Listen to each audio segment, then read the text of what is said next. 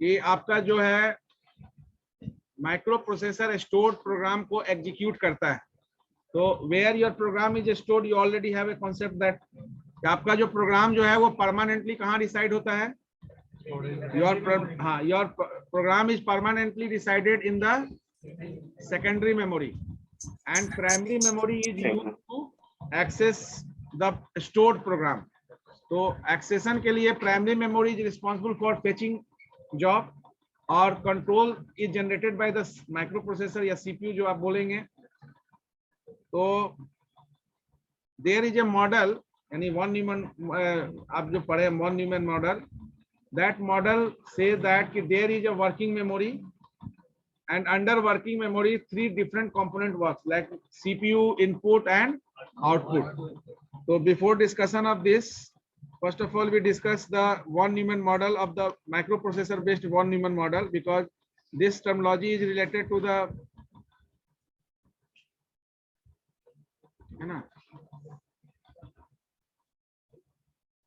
तो जो भी आपका माइक्रो प्रोसेसर बेस्ड सिस्टम होगा, उसके बाद हम लोग टर्मिनोलॉजी भी एक बार रिव्यू कर लेंगे, क्योंकि वो टर्मिनोलॉजी में डिस्क्रिप्शन दिया हुआ है, बिट क्या होता है, वेरियस, ये फंडामेंटल में भी आपको बताया गया होगा। बट इसको हम लोग frequently architectural point of view से मेजरिंग करने के लिए बिट का जरूरत है।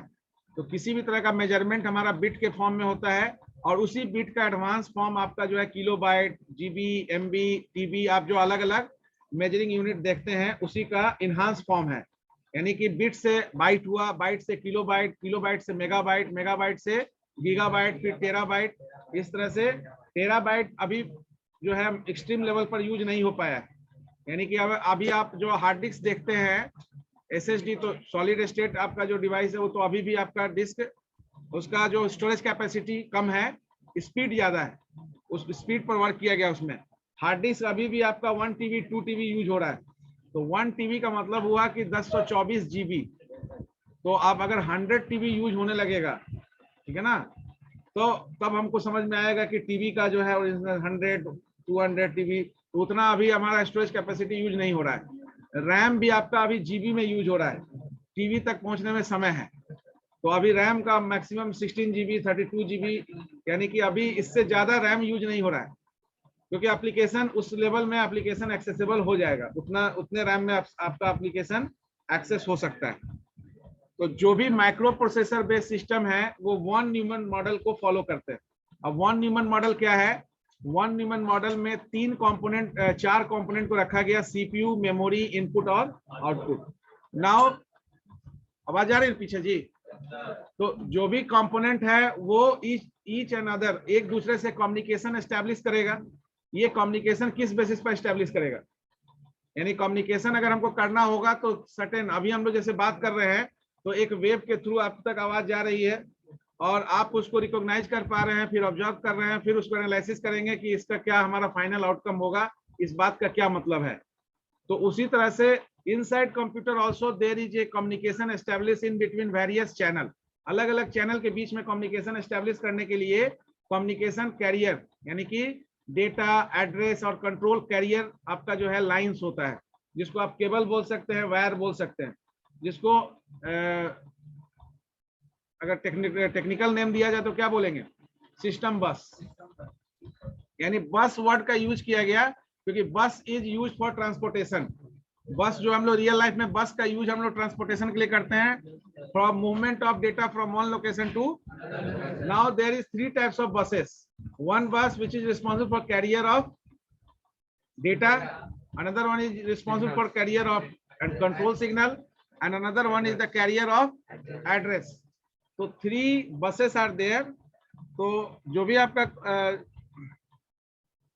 इनपुट आउटपुट को पोर्ट से रिलेटेड किया गया है उसको हम लोग डिस्कस करेंगे, पोर्ट को as an interface, because interface के थ्रू आपका जो है कोई भी पेरिफेरल सीपीयू से कनेक्ट होता है।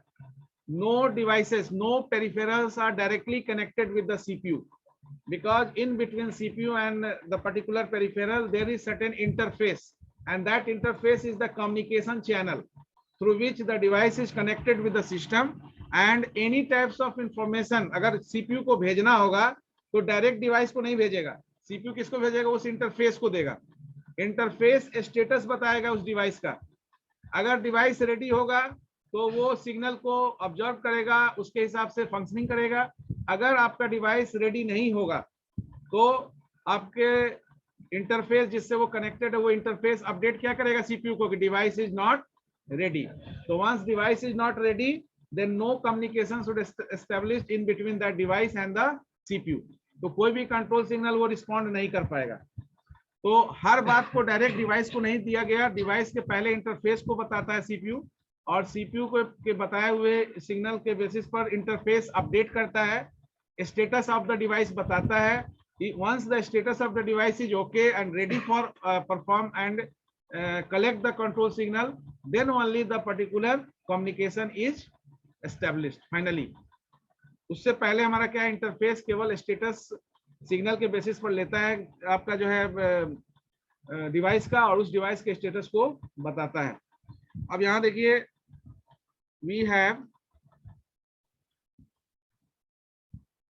नाउ सी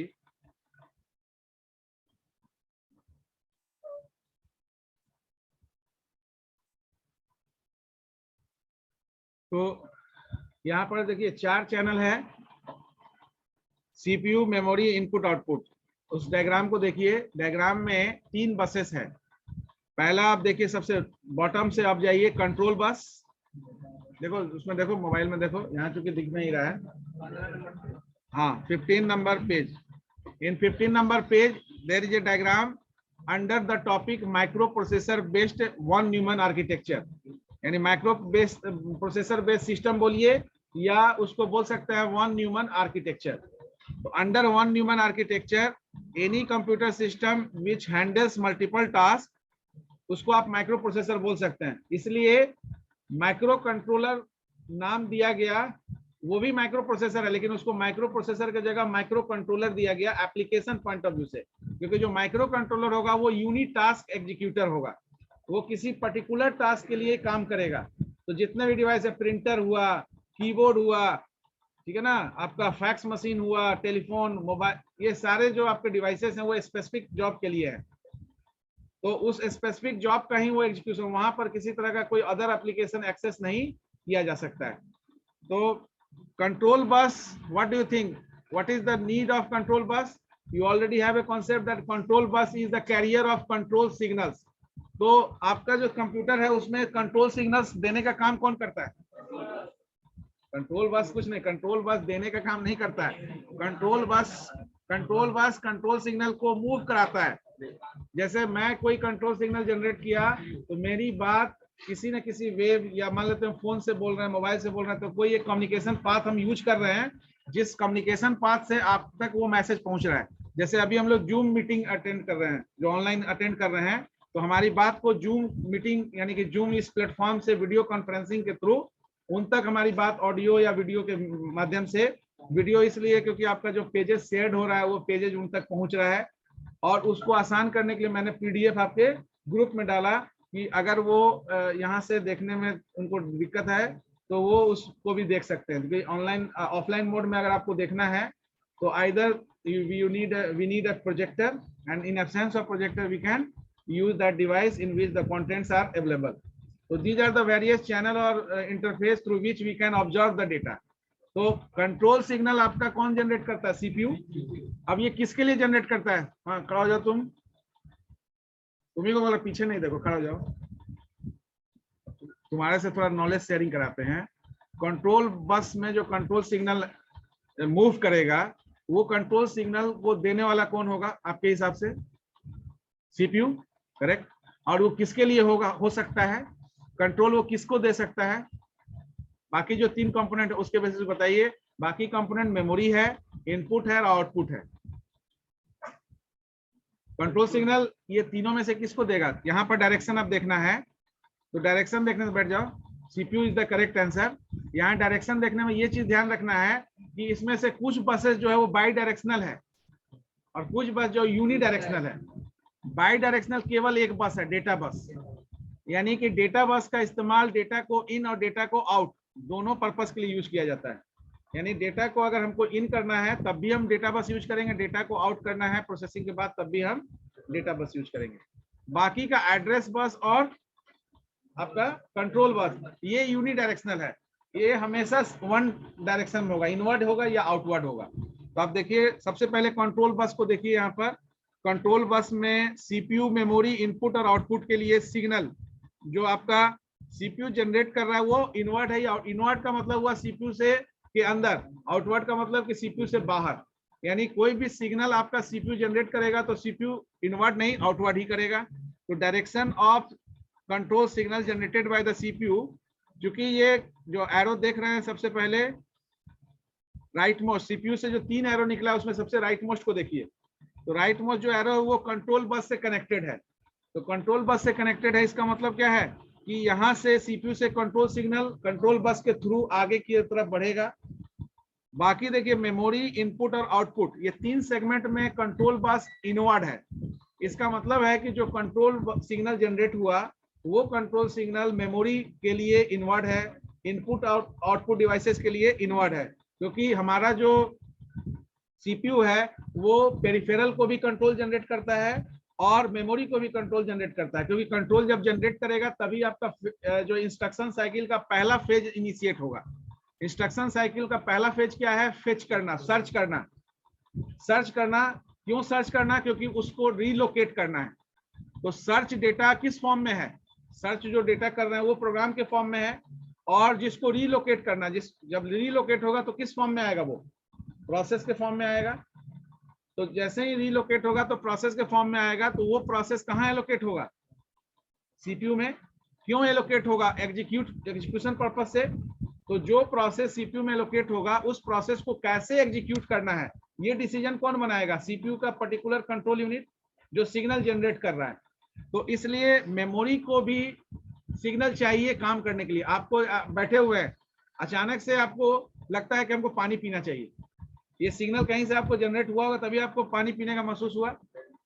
ऐसे बैठे हुए थे, कुछ सोच नहीं रहे थे, अचानक से आपको लगा कि ये चीज होना चाहिए। जैसे मैंने कोई इंस्ट्रक्शन दिया, आपका सिस्टम उसको फॉलो किया, फिर उसने रिसोर्स जो आपका मैनेज करने के लिए वेरियस कंपोनेंट को क्या किया, वो कैटलिस्ट का काम किया, वो उसको जो है प्रेरित किया कि ये काम करना है, ऐसे करना है। तो हाँ, कैसे इसको इंट्रोड्यूस किया जाए। तो इनपुट और आउटपुट और मेमोरी ये तीनों को कंट्रोल सिग्नल कहाँ से मिला? सीपीयू से। इसके बाद सेकेंडरी पार्ट देखते हैं डेटा बस को। डेटा बस को अगर आप देखेंगे तो सीपीयू एज ए रनिंग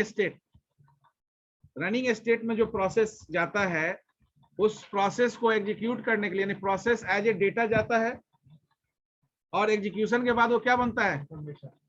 यानी आपको पता है कि process data is known as information. तो data is also needed for processing point of view. तो डेटा इन होगा कहाँ? प्रोसेसर में। और प्रोसेस होने के बाद जो इंफॉर्मेशन बना वो प्रोसेसर से बाहर निकलना चाहिए ताकि उसका अपडेशन हमको समझ में आए। तो डेटा प्रोसेसर में देखिए डायरेक्शन, डेटा बस जो आपका है सेकेंड लास्ट जो आपका है सीपीयू का, उसको देखिए, यानी तीन एरो है, पहला नहीं दूसरा नंबर का एरो देखिए बाई डायरेक्शनल दिया हुआ है। सीपीयू के साथ बाई डायरेक्शनल है इसलिए क्योंकि सीपीयू को प्रोसेसिंग के लिए डेटा चाहिए और प्रोसेसिंग के बाद वो डेटा सीपीयू से बाहर भी जाएगा। तो जो डेटा उसको इन कराना वो भी डेटा बस के थ्रू वहां तक पहुंचेगा, और जो डेटा प्रोसेस होने के बाद सीपीयू से बाहर जाएगा अदर लोकेशन पर, वो भी उसी डेटा बस कम्युनिकेशन चैनल को यूज करके बाहर जाएगा। क्लियर है? लेकिन डेटा बस आपका बाई डायरेक्शनल है, लेकिन जरूरी नहीं है कि हर कंपोनेंट उसको बाई डायरेक्शनल यूज करे। आपका मेमोरी क्या है? मेमोरी को भी डेटा इन और डेटा आउट दोनों का जरूरत है, क्योंकि मेमोरी से ही आपका फेच करने के बाद प्रोसेस आपका जो है सीपीयू तक पहुंचता है, और सीपीयू से जो ऑपरेशन कंप्लीट हुआ वो भी मेमोरी के थ्रू ही फिर रिसाइड होता है जिस लोकेशन से वो रीलोकेट हुआ था। तो मेमोरी भी डेटा बस का इस्तेमाल डुअल मोड में करता है, इनवर्ड और आउटवर्ड।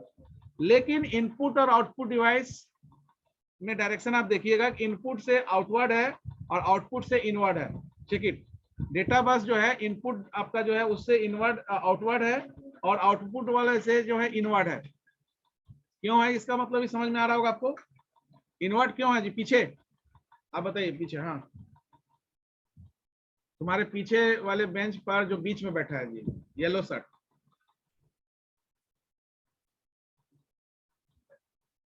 ये बताइए आप कि आपका जो इनपुट डिवाइस को आउटवर्ड दिखाया गया है डेटा बस में और आउटपुट डिवाइस को इनवर्ड दिखाया गया है, ये आप समझ पा रहे हैं?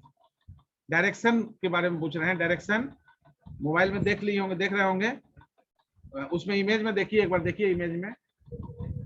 अच्छा ऐड नहीं होता, देखो उसको दो जी। तो ये बताओ इसमें देखो डायरेक्शन तुम्हारा है, डेटा बस को देखो, डेटा बस मिडिल में है, सबसे नीचे कंट्रोल बस है। तो डेटा बस से आप देखिए इनपुट डिवाइस जो है डेटा बस का इस्तेमाल डेटा को बाहर की तरफ भेजने के लिए कर रहा है, और आउटपुट डिवाइस जो है डेटा को इन्वर्ट कर रहा है, यानी कि हाँ डेटा को आपको इन्वर्ट इनपुट लेने के लिए कर रहा है। इससे क्या समझ में आ रहा है आपको? Any concept? बिकॉज ये फंडामेंटल में पढ़ाया गया होगा, ये ऑब्जर्व कर रहे हो क्यों किया गया होगा ऐसा? नहीं ऑब्जर्व कर पा रहे हैं? नहीं कर पा रहे हैं, चलो पीछे वाले बताओ जी, आपके जस्ट पीछे जो बैठा है। हाँ हाँ आप बताइए, बैठ जाओ। ये इनवर्ड और आउटवर्ड, इनवर्ड आउटवर्ड पहले समझ में आ रहा है ना? इनवर्ड जो आपका जिस कंपोनेंट के अंदर अगर वो एरो है तो इनवर्ड कहा जाएगा, अगर उस कंपोनेंट से बाहर की तरफ एरो है तो आउटवर्ड कहा जाएगा। सुधांशु कुमार सिंह रोल नंबर 4 इसमें बैठे हैं। Sudhanshu yes sir. ये बताइए आप कि ये इनपुट से इनवर्ड आउटवर्ड और आउटपुट से इनवर्ड है, ऐसा क्यों है? फिर हम आ रहे हैं तुमको, तुम सोचो तब तक। बेसिकली आपका जो बस है ये वायर का काम करता है, लाइन केबल का काम है, उस केबल से डेटा एड्रेस कंट्रोल मूव करता है। बस का कॉन्सेप्ट यही है। तो ये आउटवर्ड और इनवर्ड का क्या है, कुछ समझ में आ रहा है आपको? पीयूष आनंद रोल नंबर 50 कौन है बताइए।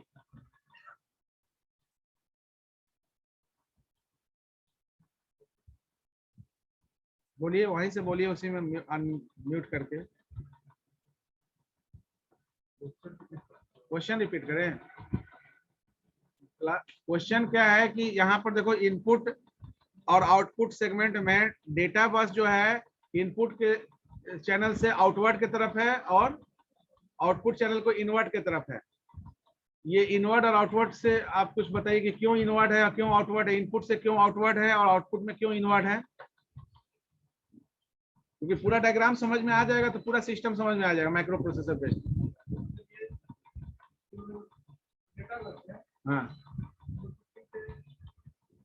सीपीयू को छोड़ दो, लेफ्ट सीपीयू छोड़ दीजिए, मेमोरी छोड़ दीजिए, क्योंकि सीपीयू मेमोरी समझ में आ गया, ये बाई डायरेक्शनल काम करता है सीपीयू और मेमोरी के लिए डेटा बस। तो सीपीयू को प्रोसेस करने के लिए डेटा चाहिए, प्रोसेस के बाद डेटा बाहर भी करेगा। मेमोरी, हाँ बोलिए।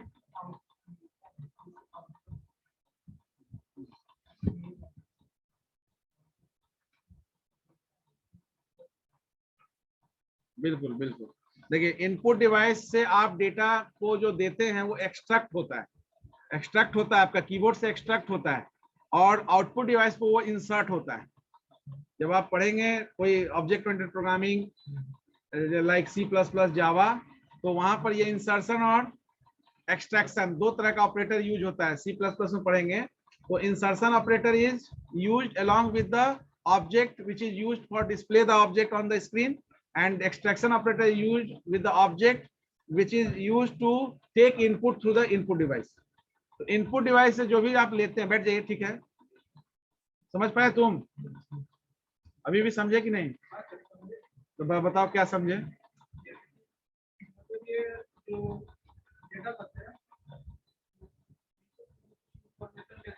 हाँ बिल्कुल, अब सिंपल इसको ऐसे समझ लीजिए कि हाँ सब सिंपल, बिल्कुल बिल्कुल। सपोज करो कि यहाँ पर हम कोई एक फाइल खोल दिए एक्सेल का, ठीक है? अब ये एक्सेल का फाइल खोले हैं, अब इसमें सेल में हमको कोई एंट्री करना है, तो सेल में एंट्री करना है, उसके लिए की इनपुट डिवाइस चाहिए।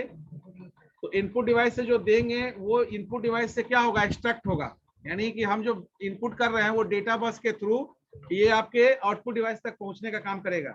तो हम यहाँ से सपोज करो कि यहाँ पर कुछ वैल्यू डाल दिए 4 5,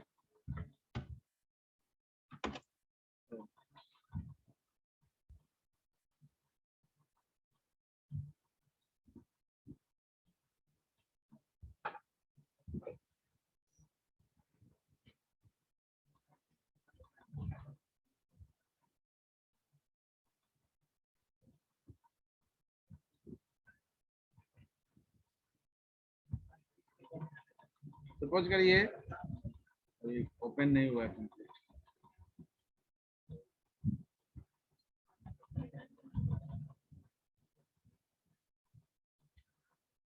कोई बात नहीं।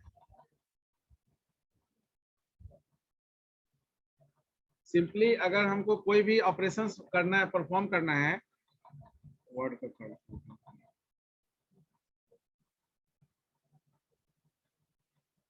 तो वर्ड में कोई फाइल ओपन किए, इस वर्ड में कुछ लिखना है। अगर वर्ड में कुछ लिखना है तो उसके लिए कीबोर्ड का जरूरत होगा। तो जो कुछ भी कीबोर्ड से हम एंट्री कर रहे हैं, वो कीबोर्ड से एंट्री होने के बाद आपको डिस्प्ले चैनल पर देखना है। तो डिस्प्ले चैनल पर देखने का मतलब है कि आपका जो मॉनिटर है वो आउटपुट डिवाइस है। तो आउटपुट डिवाइस डेटा बस के थ्रू वो डेटा वहां तक पहुंचेगा, फिर आपका आउटपुट डिवाइस उसको ब्रॉडकास्ट करेगा, यानी कि डिस्प्ले कराएगा। तो वो डिस्प्ले जैसे अभी हमने यहाँ लिखा ERR प्रेस किया, ठीक है ना। तो अब यहाँ से कुछ भी हम टाइप कर रहे हैं तो ये यहाँ पर डायरेक्टली आ रहा है। ये due two processor, background process हम लोग नहीं देख रहे हैं। क्यों नहीं, ये डिले हो रहा है, इसलिए डिले नहीं हो रहा है कि प्रोसेसर स्पीड जो है वो कंफर्टेबल है कि आपका इनपुट और आउटपुट कोऑर्डिनेशन वो सही से करे। तो यहाँ एब्स्ट्रैक्शन, यहाँ भी एब्स्ट्रैक्शन यूज हो रहा है। एब्स्ट्रैक्शन इन द सेंस कि the background process is hidden. आपका जो बैकग्राउंड प्रोसेस है वो हाइड है।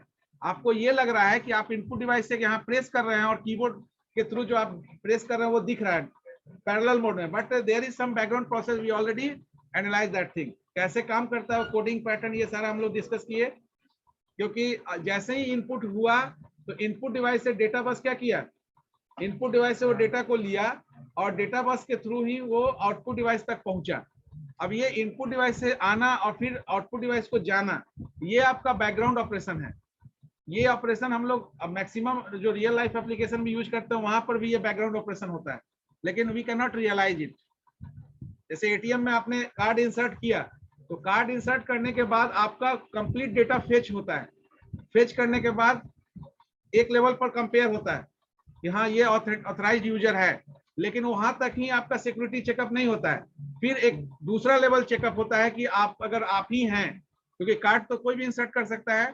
तो दूसरा लेवल का चेकअप हुआ तो आपको बोला गया पिन डालो, तो आप अगर सिक्योर्ड पिन जो है वही डाल दिए, तो आज के डेट में आप तीसरा लेवल का चेकअप भी होगा आने वाले समय में कि क्या आपका जो कार्ड या जो मोबाइल नंबर से आप रजिस्टर्ड हैं बैंक में, वही पर्सन, अभी क्या घर में आपके पास 4-5 कार्ड है। अब पहले तक क्या था, ये दो चीज, आप अगर आपके पास कार्ड है और सिक्योरिटी पिन है तो जाकर आप पैसा निकाल के चल दिए। एक बार में गए, आप देखते ना कि एक बार में गए 5 लोग जो है 5 कार्ड जो है, एक ही पर्सन जो है अलग अलग पूरे घर भर का पैसा निकाल रहा है, अनऑथराइज्ड है, बैंक ये नहीं अलाउ करता है।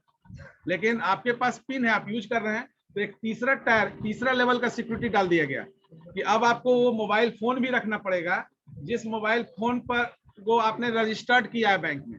तो अब क्या है कि अगर 5 लोगों का आप कार्ड लेके घूम रहे हैं तो 5 का मोबाइल भी लेके घूमिए, और नहीं तो एक सेशन टाइम में आपको मोबाइल से फोन करना हो, देखो ओटीपी क्या है जी बताओ, तब डालेंगे इसमें, तब पैसा निकलेगा। दैट मीन्स कि ये हाँ यही होगा।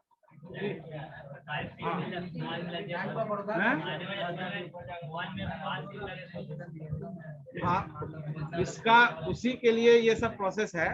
5 सिम रखे, पूरे घर का सिम आप ही लेके घूमिए है।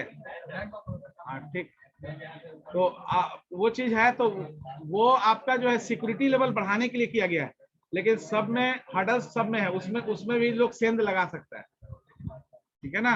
ओटीपी भी बाईपास आपको मैसेज कर दिया, आप देख लिए, मैसेज में डाल दिए, जबकि वो सिक्योर नहीं है, उसका दुरुपयोग हो सकता है। इन बिटवीन पोस्टिंग आप बीच में से भी हैक हो सकता है आपका डेटा, ठीक है ना। तो ये सारे चीज को आप बाईपास करते हुए मेजर हमारा रहता है कि हमारे पास बैंक में पैसा है, कार्ड है, हम कार्ड ऑनर है, बैंक में हमारे अकाउंट होल्डर है, हमको मन करेगा हम 100 कार्ड को एक्सेस कर सकते हैं। तो ये सिक्योरिटी का जो आप ब्रेक फोन आप ही हम कर रहे हैं। और जब इसमें प्रॉब्लम आ जाता है, किसी का कैश विड्रॉल हो जाता है कहीं, तो फिर बैंक को फिर आप क्वेश्चनिंग करना शुरू कर देते हैं कि ये कैसा बैंक है कि हम पैसा अपना निकाले और हमारे निकलते जो 80,000 रुपया निकल गया, 20,000 रुपया मेरे अकाउंट से निकल गया। तो आपने ही वो क्लू दिया है, अपने अकाउंट को सिक्योरिटी को आपने ही जो है ब्रेकअप कर दिया। तो सिक्योरिटी लेवल आपको मेंटेन करना है और ब्रेक भी आप ही करते हैं। तो जितना भी लेवल आपका सिक्योरिटी का डाला जाए उसके बाद भी आप उसको बाईपास करके अपना काम करते हैं। सहूलियत, ठीक है ना, जिस चीज में आपको सहूलियत लगता है कि ये, उसके हिसाब से आप उसको निपटा देते हैं, ठीक है ना। तो ये सहूलियत कभी कभी बहुत महंगा पड़ जाता है जब आपका सिक्योरिटी ब्रेक होता है और आपके चलते नहीं, किसी और के चलते आप इकोनॉमिकल लॉस सफर करते हैं, ठीक है ना। तो that is the particular point, input और output. And the third one is the address bus. तो इस एरो का मतलब समझ में आना चाहिए। ये एरो याद भी नहीं करना, ये एरो आप खुद से, क्योंकि ये फंडामेंटल का भी पार्ट है और माइक्रो प्रोसेसर बेस्ड सिस्टम में यही आर्किटेक्चर फॉलो किया जा रहा है। तो वहां पर भी ये डायग्राम आपको बनाना पड़ेगा वन न्यूमन मॉडल का। एड्रेस बस जो है वो यूनिडायरेक्शनल होता है। तो एड्रेस बस जो है सबसे पहला कि लॉजिकल और फिजिकल दो तरह का एड्रेस होता है जो आप main memory management operating system पढ़ेंगे। जब memory management as a component पढ़ेंगे तो वहां पर लॉजिकल एड्रेस स्पेस और फिजिकल एड्रेस स्पेस पढ़ेंगे। सी आप पढ़ रहे हैं, सी जब पढ़ेंगे तो उसमें पढ़ेंगे एरे और पॉइंटर। तो आप देखिए जितना चीज आप सी में पढ़ रहे हैं ना वो सब ऑपरेटिंग सिस्टम में वो सारा सेगमेंट आपको मिलेगा। यानी एरे आप जब पढ़ रहे हैं तो आप ऑपरेटिंग सिस्टम में पढ़ेंगे क्या, कॉन्टिग्यूअस मेमोरी एलोकेशन, ठीक है ना। कॉन्टिग्यूअस मेमोरी एलोकेशन पढ़ेंगे, that is the representation of array. Then you study about the non contiguous memory allocation. Non contiguous memory allocation में आप पढ़ेंगे पेजिंग एंड सेगमेंटेशन। तो जो पेजिंग एंड सेगमेंटेशन आप पढ़ेंगे वो रिलेटेड टू पॉइंटर है। अभी क्या है कि अगर हम एरे की बात करेंगे तो हमको फिक्स्ड साइज डेटा लेना पड़ेगा। पॉइंटर की बात करने का मतलब है कि there is no need to fix the size of the list, dynamically list will be enhanced, ठीक है ना। तो एरे का क्या ड्रॉबैक है कि अगर एरे में आप 50 एलिमेंट फिक्स कर दिए साइज, तो मैक्सिमम, जैसे ये क्लास में हम 100 स्टूडेंट का चेयर लगा दिए तो 101 को एक्सपेक्ट नहीं कर सकते कि बैठ जाएगा। तो इसलिए एरे का कॉन्सेप्ट कॉन्टिग्यूअस मेमोरी एलोकेशन से आगे हमको नॉन कॉन्टिग्यूअस मेमोरी एलोकेशन में जाना पड़ा और पॉइंटर का कॉन्सेप्ट आया जिसमें स्टैटिक नहीं डायनेमिकली मेमोरी एलोकेट होना शुरू हो गया। समझ गया ना। तो that is the whole concept. तो एड्रेस बस क्या है, address bus CPU logical address generate करता है। तो एड्रेस बस का एरो क्या है आपका, आउटवर्ड है सीपीयू से। सीपीयू जो लॉजिकल एड्रेस जनरेट करता है उसके बेसिस पर फिजिकल एड्रेस जनरेट होता है। अब क्वेश्चन ये हो गया कि जब सीपीयू लॉजिकल एड्रेस जनरेट किया तो what is the need of physical address, तो बता सकते हैं क्यों फिजिकल एड्रेस का जरूरत है। और एक चीज और हम लोग पढ़े थे, स्टेटस फ्लैग रजिस्टर, जो जब माइक्रो प्रोसेसर पढ़ेंगे तो उस माइक्रो प्रोसेसर के बेसिस पर डिस्कस करेंगे।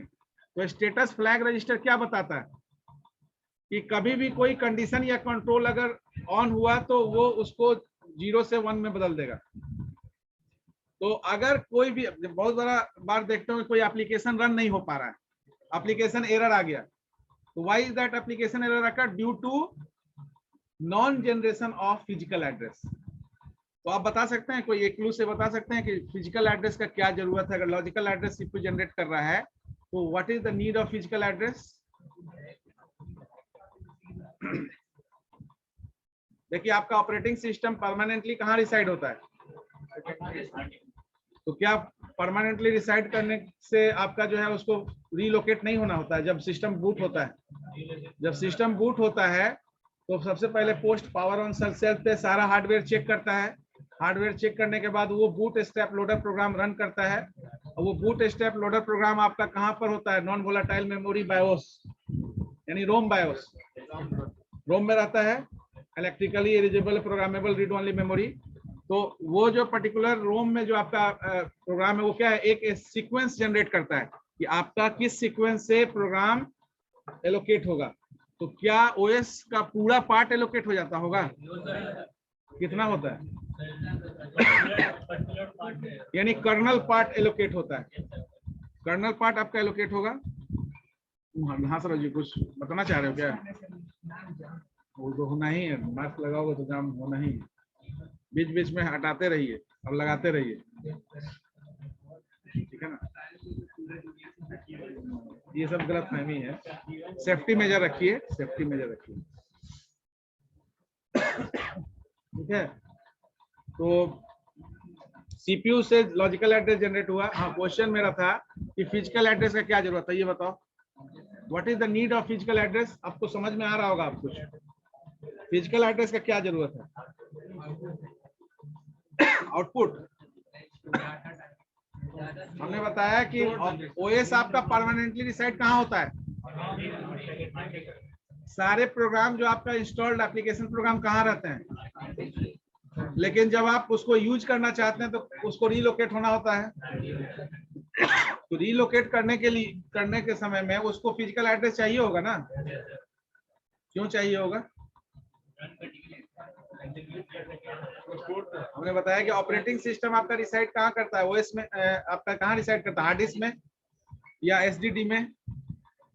लेकिन जब आपका सिस्टम ऑन होता है तो ओएस कहाँ एलोकेट होता है? एक सर्टेन स्पेस ओएस ऑक्युपाई करता है, क्योंकि ओएस भी आपका एक प्रोग्राम है। Operating system is also a program. बोल सकते हैं it is the first loaded program on RAM और सिस्टम में। तो your operating system is also become process.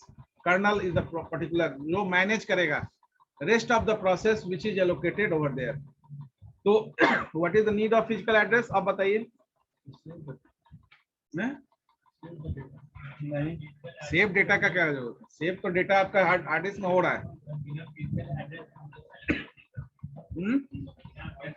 हाँ, बिना फिजिकल एड्रेस के you can not access main memory. यानी to access main memory there is need to generate a physical address on the basis of logical address. अब ये physical address कब बनेगा? क्योंकि सी आप पढ़ रहे हैं, लास्ट क्लास भी हम बताए थे कि सी में डेटा टाइप का बहुत इंपॉर्टेंट रोल है। क्या रोल है डेटा टाइप का, कोई बता सकते हैं? हम बताए थे लास्ट क्लास में, बताए थे कि there is a important role of data type. What is the important role? पीछे बताइए, तुम ही बताओ जी, पढ़ाओ जाओ। हाँ, डेटा टाइप का क्या रोल है? नहीं पढ़े उसे मत, आप डेटा टाइप या वैल्यू तो यूज कर रहे हैं ना। जहां नाम है आप कैरेक्टर यूज करते होंगे, जहां पर आपका आईडी है वहां न्यूमेरिक वैल्यू यूज करते होंगे। क्या जहां आईडी है वहां कैरेक्टर यूज कर सकते हैं? आपका रोल नंबर न्यूमेरिक यूज हो रहा है, यानी अलग अलग तरह का एट्रीब्यूट्स को अलग अलग तरह का डेटा फॉर्मेट आप फॉलो कर रहे हैं। डेट के लिए अलग फॉर्मेट है, नाम के लिए अलग फॉर्मेट है।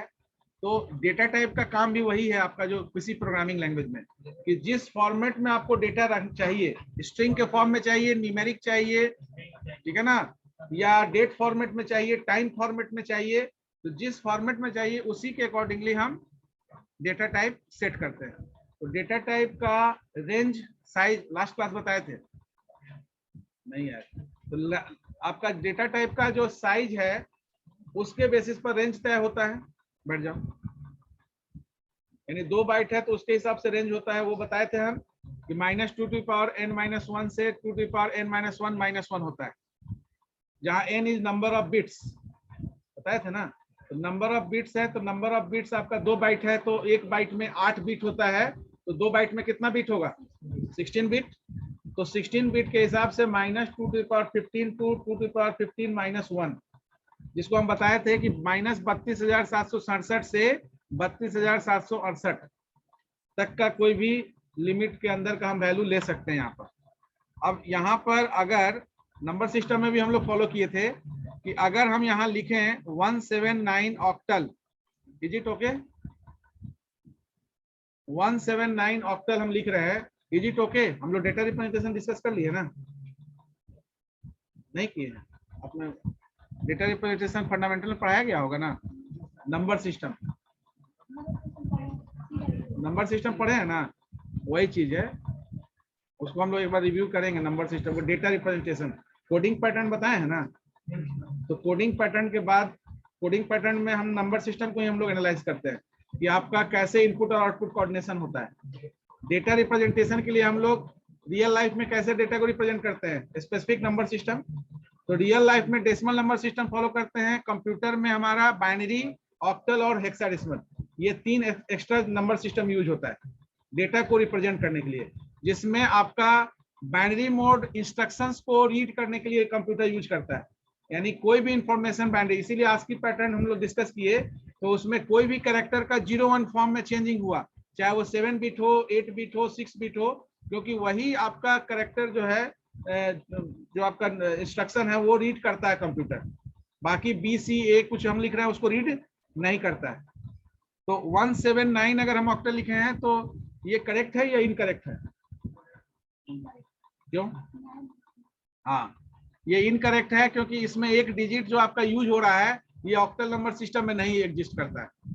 आप ऑक्टल नंबर सिस्टम या किसी नंबर सिस्टम का कोई भी नंबर आप बना रहे हैं तो you can only use the digit which is available with that number system, because 9 is not। तो इसको आप ऐसा लिखेंगे तो ये सही है, डेसिमल लिखेंगे तो सही है इसका बेस 179। 179 हेक्साडेसिमल लिखेंगे तो it is correct, but this one is incorrect.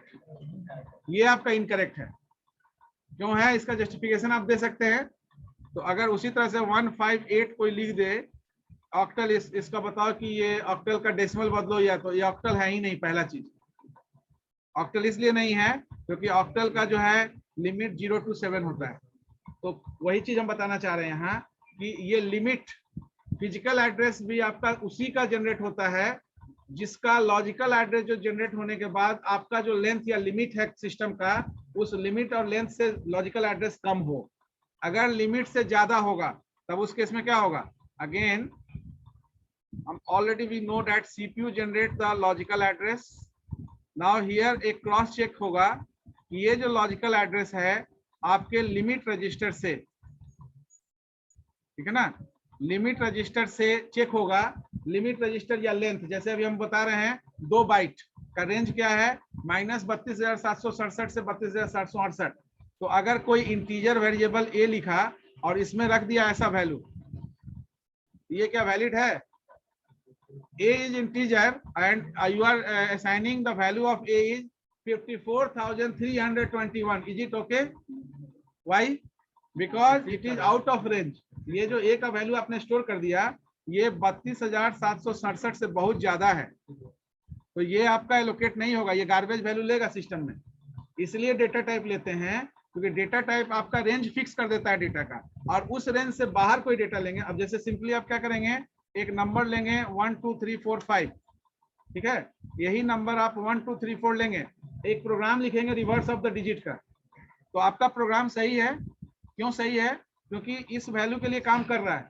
तो 4 डिजिट के लिए आपका 4 3 2 1 कर दिया रिवर्स, लेकिन जब आप इस वैल्यू को डलवा देंगे यूजर से, 5 डिजिट का कोई वैल्यू डाल देगा 1 2 3 4 5, तो इसका रिवर्स क्या हो जाएगा? 5 4 3 2। लेकिन आपने क्या किया, रिवर्स को इंटीजर में डिक्लेयर किया है, लेकिन ये रिवर्स के रेंज से बाहर हो गया, तो आपका प्रोग्राम गलत नहीं है। Your data is not properly handle through that program, आपका डेटा हैंडल नहीं हो पा रहा है। Your logic is okay, there is no problem in algorithm, still some your program is executed correctly for some data and incorrectly for another data। तो जब जो data आपका रेंज से बाहर हो जाएगा वहां, तो ये क्यों हो रहा है कि फिजिकल एड्रेस यहाँ जनरेट नहीं हो पा रहा है। तो CPU अगर लिमिट रजिस्टर से लॉजिकल एड्रेस अगर ज्यादा हो गया तो यहाँ पर 2 आंसर आपका निकलेगा, या तो यस या तो नो। अब यहाँ पर हम लोग आगे पढ़ेंगे इंटेल 8086 में, यहाँ जैसे ही लॉजिकल एड्रेस आपका लेस देन लिमिट रजिस्टर नहीं हुआ तो क्या हो जाएगा, यहाँ ट्रैप। किस तरह का ट्रैप? Address trap error. ये एड्रेस ट्रैप एरर का मतलब हुआ कि इस पर्टिकुलर लॉजिकल एड्रेस के लिए फिजिकल एड्रेस नहीं बन पाएगा, ठीक है ना। अब फिजिकल एड्रेस नहीं बन पाएगा तो वो रीलोकेट नहीं हो पाएगा मेन मेमोरी पर, वो प्रोसेस के फॉर्म में। जब मेन मेमोरी पर लोकेट नहीं हो पाएगा तो एक्सेसिबल भी नहीं होगा, वो एप्लीकेशन यूज नहीं कर पाएंगे आप। तो आप जैसे अगर आउट ऑफ रेंज कोई डेटा देंगे तो क्या होगा, आप जो उस डेटा पर जो ऑपरेशन कर रहे हैं वो गार्बेज वैल्यू देगा, निगेटिव या किस तरह का वैल्यू दे देगा, एक्चुअल जो आपका डेटा है वो रिप्रेजेंटेशन नहीं हो पाएगा, तो आपका जो ऑब्जेक्टिव है वो पूरा नहीं होगा। तो इसका सोल्यूशन क्या होगा, हम रेंज ऑफ डेटा टाइप बढ़ा देंगे, यानी इंटीजर है तो उसको लॉन्ग इंटीजर कर देंगे, डबल कर देंगे, ताकि आपका हायर रेंज का डेटा वो सपोर्टिव हो जाए, ठीक है ना। इसलिए क्या करते हैं कि हम लोग अगर हमको 200 लोगों को बैठाना है तो हम 500 लोगों का कैपेसिटी रखते हैं। आपके घर में कोई इवेंट है तो आपके पास इनविटेशन आपने किया, सारा लिस्टिंग किया, उसमें आपके पास 250 लोगों को इनवाइट किया है, तो आप सब में उसमें बढ़ा के बोलेंगे कि 250 है तो हम 400 का अरेंजमेंट करेंगे, ठीक है ना। तो 400 का अरेंजमेंट क्यों करेंगे, इसलिए कि उसमें 250 को घटने का सवाल नहीं है, 150 और हम बढ़ा दिए। हाँ, उसके बाद भी बढ़ जाए, हर घर से 2-2 लोग आ जाए, तब आपका वो 400 वाला भी बजट फेल हो जाएगा, 500 लोगों का, 100 लोगों का फिर से व्यवस्था करना पड़ेगा। तो इसलिए दैट इज द कॉन्सेप्ट कि जब आप डेटा टाइप यूज करेंगे प्रोग्राम में, तो आप थोड़ा सा रेंज ज्यादा हायर रेंज का डेटा टाइप यूज करेंगे। अगेन वहां भी क्लॉज है कि वेस्टेज ऑफ मेमोरी स्पेस। अब कोई 4 बाइट का डेटा यूज कर रहे हैं, 2 बाइट का आपको डेटा हैंडल करना है, तो 2 बाइट तो अनएलोकेटेड आपका वेस्टेज जा रहा है। यहाँ पर भी देखिए बहुत सारा वेस्टेज दिख रहा है, क्लासरूम में बहुत सारा चेयर खाली है, दैट इज द वेस्टेज। लेकिन वो वेस्टेज को भी हम लोग एक्सेप्ट करते हैं कि किसी तरह का एक्सेप्शंस नहीं हो।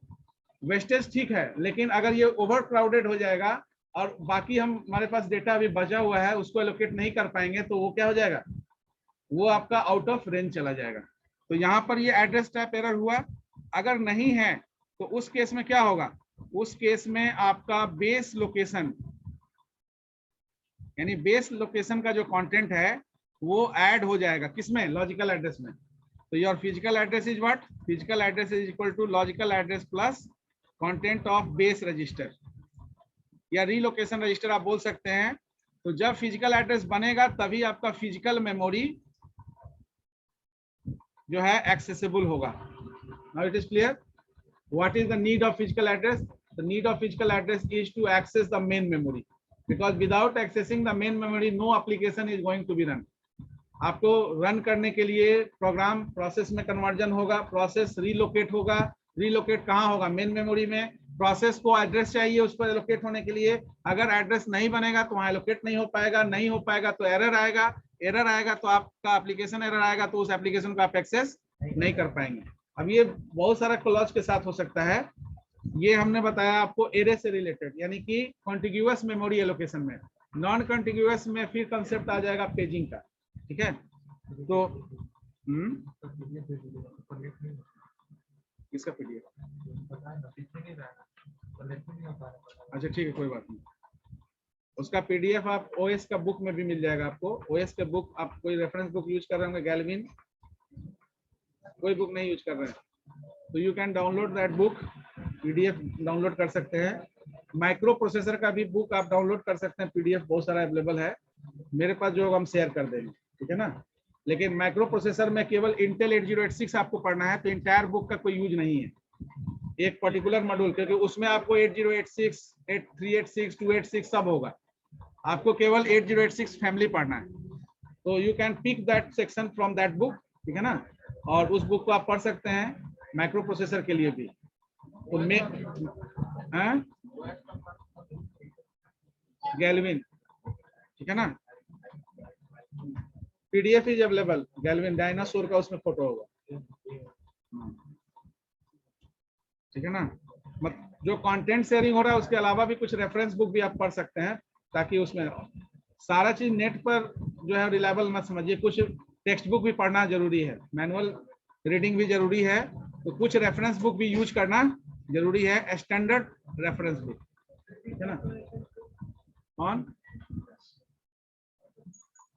खड़ा हो जाओ, बता रहे हैं क्लास के बाद बता रहे हैं, बैठ जाओ, ठीक है ना। जो बात हम लोग डिस्कस किए वही चीज यहाँ पर है कि the interfacing of the processor with other parts of the microcomputer system needs 3 bus architecture and that 3 buses are data bus, address bus and control bus.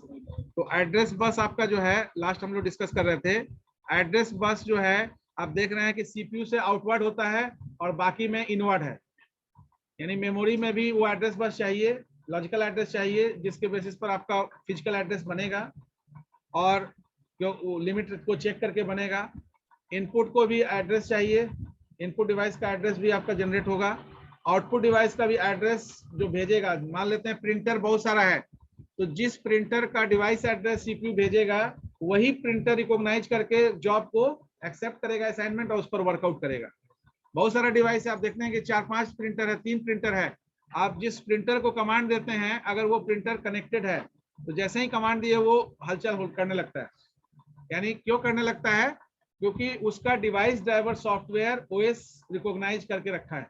तो at the moment when you install that device, the printer, then the OS recognise that devices, उस devices को recognise करके रखा है। तो जैसे ही आपका device address generate होता है तो उस डिवाइस को रिकॉल कर लेता है। अगर डिवाइस कनेक्टेड है तो वो वर्क करेगा, अगर डिसकनेक्टेड है तो स्टेटस उसका कौन बताएगा? इंटरफेस, जिसके थ्रू, या बोल सकते हैं port, through which that device is connected. ठीक है ना? अब डिवाइस कनेक्टेड है लेकिन पावर ऑफ है, ठीक है ना? तो डिवाइस कनेक्टेड है लेकिन उसमें दो केबल होता है, एक तो आप यूएसबी पोर्ट से कनेक्ट होगा इंटरफेस से, और एक हो गया कि आपको उसमें पावर ऑन करना है।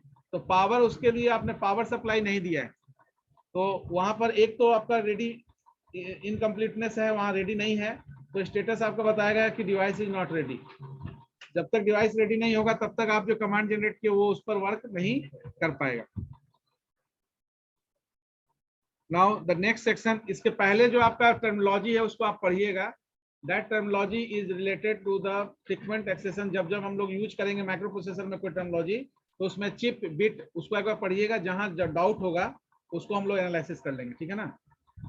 क्लासिफिकेशन में यू जस्ट गो थ्रू, पहले एक बार पढ़ लीजिएगा, फिर हम लोग इसको डिस्कस करेंगे। तीन तरह से क्लासिफिकेशन होता है, ये हम लोग डिस्कस कर चुके हैं कि आपका जो माइक्रो प्रोसेसर है, जैसे इसको ऐसे समझिए कि आप मार्केट में गए i3 प्रोसेसर परचेज करने, तो i3 प्रोसेसर का डिस्क्रिप्शन तीन तरह से कर सकते हैं। i3 इंटेल का माइक्रो प्रोसेसर है, लेकिन जरूरी नहीं है कि i3 ही आपका माइक्रो प्रोसेसर है। अगर आप बोलेंगे कि इसका साइज और स्पेसिफिकेशन पॉइंट ऑफ व्यू से आप मार्केट में गए, आपको पता नहीं इंटेल माइक्रो प्रोसेसर बनाती है, तो आप मार्केट में जाकर क्या बोलेंगे? पहले, सबसे पहले बोलेंगे कि हमको 32 बिट का प्रोसेसर चाहिए, 64 बिट का प्रोसेसर चाहिए। तो ये 32 बिट, 64 बिट या 128 बिट, ये साइज या स्पेसिफिकेशन के बेसिस पर माइक्रो प्रोसेसर का कैटेगराइजेशन है। अब ये 64 बिट का माइक्रो प्रोसेसर आपका इंटेल भी बनाती है, मोटोरोला भी बनाती है, AMD भी बनाती है, ये सारे अलग अलग कंपनी है जो ये इतने बिट का माइक्रो प्रोसेसर बनाई।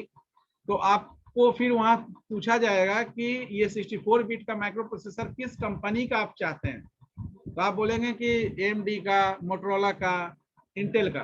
तो ये इंटेल, AMD, ये तो मैन्युफैक्चरिंग कंपनी है जो माइक्रो प्रोसेसर बनाती है, लेकिन ये जो हम लोग साइज या स्पेसिफिकेशन की बात किए, ये सारे तरह के कंपनी पर एप्लीकेबल हो जो भी माइक्रो प्रोसेसर बनाने वाली है।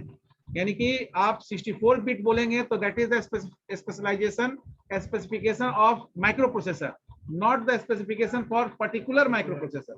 तो 64 बिट का कंपनी का बोलेंगे तो आपको बोला जाएगा इंटेल का ये प्रोसेसर आप ले सकते हैं, i7 i9 ले सकते हैं आप। तो उसके बाद ये i7 i9 ये क्या है आपका? ये माइक्रो प्रोसेसर का मॉडल नेम है जो इंटेल ने दिया है, और इंटेल जनरेटेड ये माइक्रो प्रोसेसर है। दूसरा कैटेगरी क्या है कि आपको किस तरह का माइक्रो, आप बोलेंगे हमको जनरल पर्पस प्रोसेसर चाहिए। तो जनरल पर्पस प्रोसेसर का मतलब हो गया कि ये भी आपका माइक्रो प्रोसेसर का कैटेगरी है। हमको ऐसा प्रोसेसर चाहिए जिसमें हर तरह का टास्क या एप्लीकेशन एग्जीक्यूट हो, स्पेसिफिक टास्क का नहीं चाहिए। तो वहां पर फिर आपसे पूछा जाएगा किस कंपनी का, इंटेल का, मोटोरोला का, AMD का, तो वहां बताइएगा इंटेल का चाहिए। तो बिट में आपने पूछ लिया, बिट में भी आपसे पूछा गया किस कंपनी, आपने उसको जनरल पर्पस प्रोसेसर भी पूछा, उसमें भी पूछा गया किस कंपनी।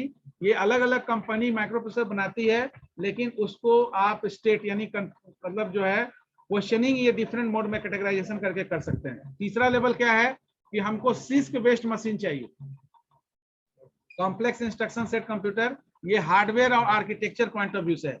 तो ये तीन स्पेसिफिकेशन इसमें दिया हुआ है, जस्ट गो थ्रू। अब हार्डवेयर इंस्ट्रक्शन जैसे CISC बेस्ड चाहिए, RISC बेस्ड चाहिए। CISC बेस्ड का मतलब हुआ कॉम्प्लेक्स इंस्ट्रक्शन।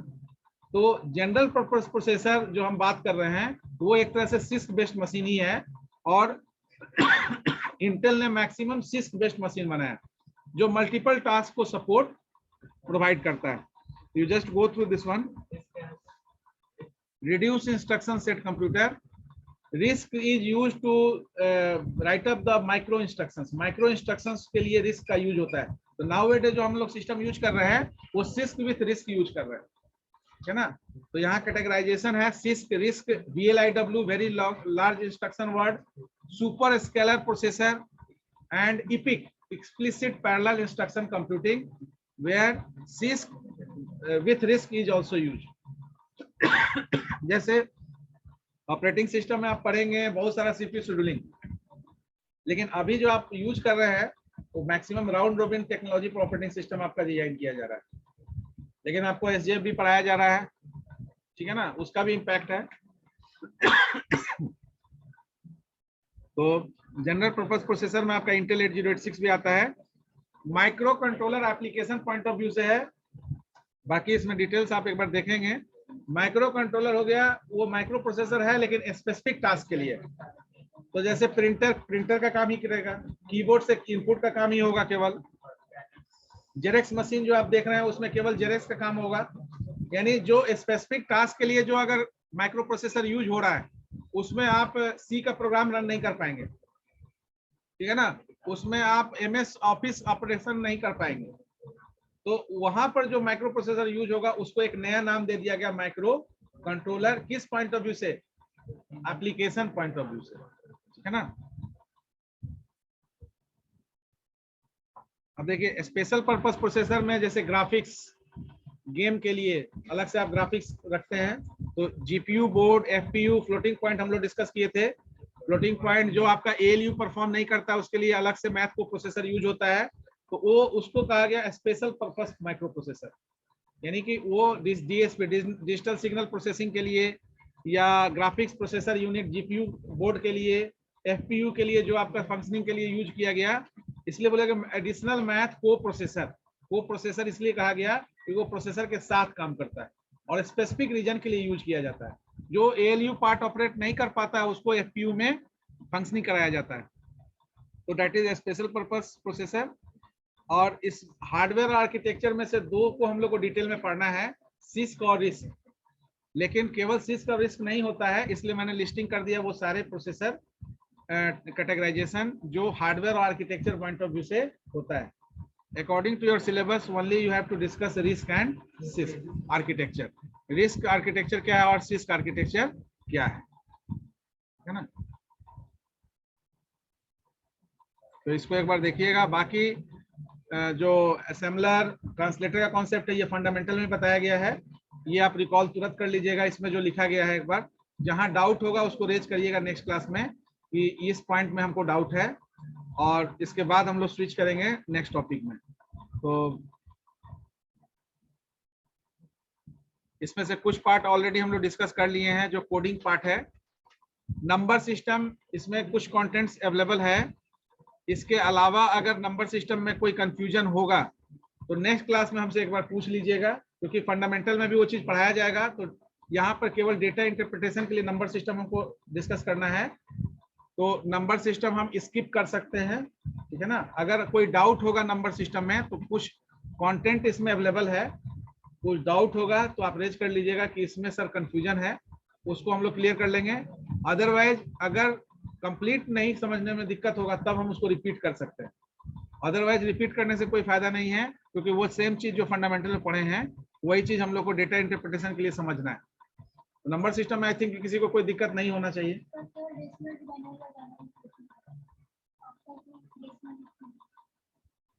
तो ठीक है, तो नेक्स्ट क्लास में इसको पॉइंट कर लीजिएगा, और बाकी सारा जो कंटेंट एक बार रिव्यू करके और कॉपी में अपना लिखने लगी है, सब पहले बता दिए जो भी